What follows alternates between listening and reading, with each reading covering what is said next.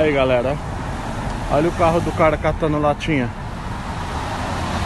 Ele tá catando recycle lá, ó. Recycle. Tá vendo? Olha o carro dele.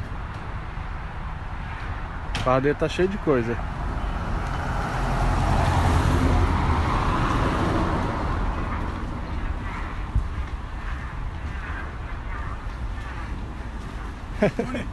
Hey, let me show my friend in Brazil how you do the recycling in the United States. Okay.